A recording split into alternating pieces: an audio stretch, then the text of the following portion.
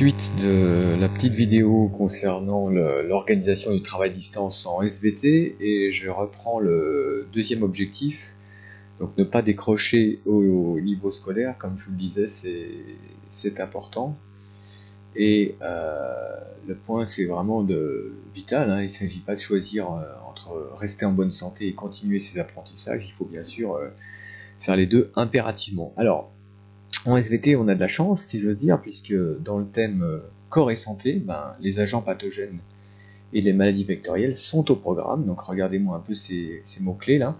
C'est le nouveau programme de seconde que je vous montre ici, mais plus généralement, les notions de maladie, de transmission, de système immunitaire, on les retrouve aussi dans les niveaux supérieurs en spécialité SVT.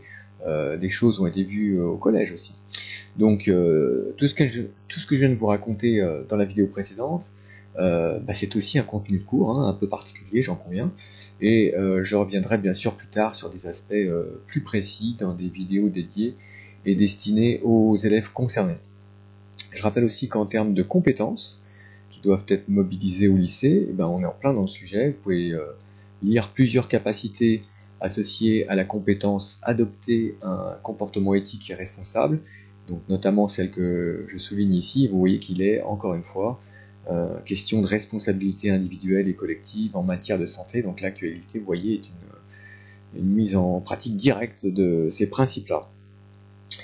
Dernier point, en lien avec cette idée de continuité pédagogique, connaître et utiliser les outils de travail à distance. Alors, qu'on soit bien clair, pour l'instant, c'est pas le top, hein. La hausse générale du trafic sur Internet, l'augmentation des connexions aux ENT font que les serveurs sont bien engorgés à certains moments de la journée, et toute cette mise en place est encore bien laborieuse. Ceci dit, on va y arriver, hein, c'est sûr, les choses vont se fluidifier. Il faut juste être un peu patient, persévérant, essayer plusieurs fois de vous connecter, partager les infos entre élèves lorsque l'un ou l'une d'entre vous arrive à les obtenir, ce genre de choses.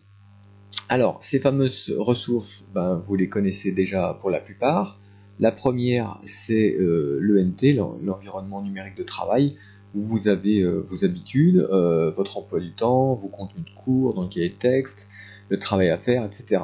Donc comme vous le savez, toute l'ossature de mon cours, le plan, le type des activités, les compétences travaillées, les notions, les liens vers les ressources externes, je les mets là-dessus, et bien sûr ça va continuer à distance.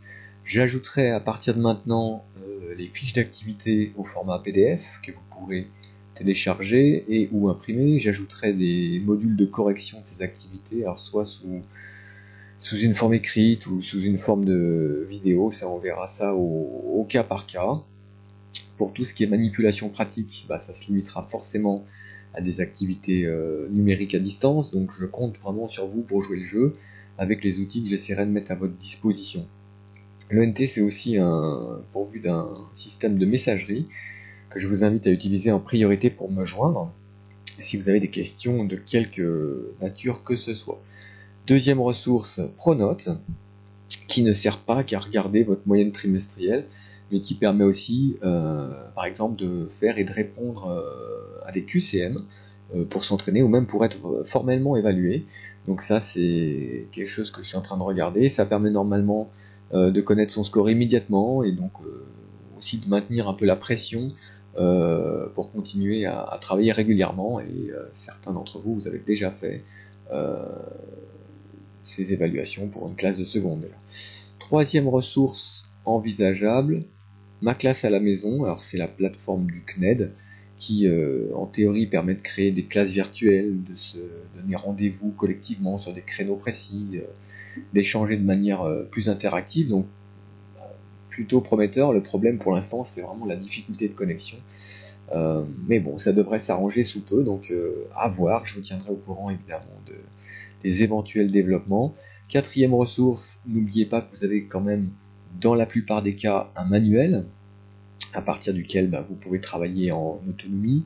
Alors pour réviser, n'hésitez pas à lire ou relire des chapitres que l'on a déjà traités.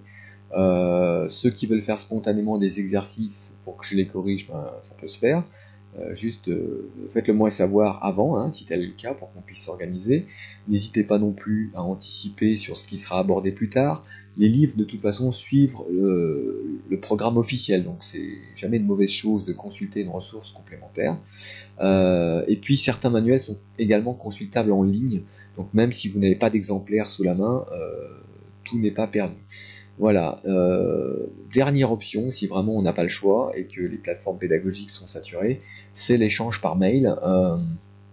Mon adresse professionnelle, comme toutes celles de mes collègues de l'Académie de Lyon, elle est de type prénom.nom@ac-lyon.fr, donc il faut que vous connaissiez au minimum l'identité de vos profs, mais ça normalement il n'y a pas de souci. Donc le principe, hein, c'est tout est envisageable, tout est possible.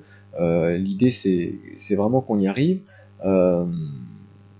avec des ressources ou d'autres, certaines que vous connaissez, d'autres qu'on va mettre en place progressivement. Donc je vous invite vraiment à rester actif, à rester motivé, surveiller quotidiennement l'ENT, car c'est là que je posterai en priorité les ressources utiles pour vous.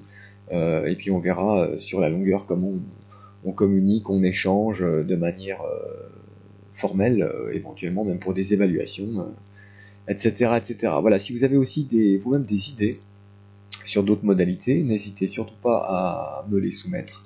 Et dans tous les cas, on reparle de tout ça très vite. Voilà, on en reste là pour cette fois. J'essaierai de vous donner d'autres contenus, généralement aux dates des cours qui sont initialement prévus dans l'emploi du temps. Donc on va faire comme si on se voyait, sauf que ça ne sera pas en classe, ça sera à distance, mais vous allez en prendre l'habitude. Voilà, bon courage et bon travail à tous.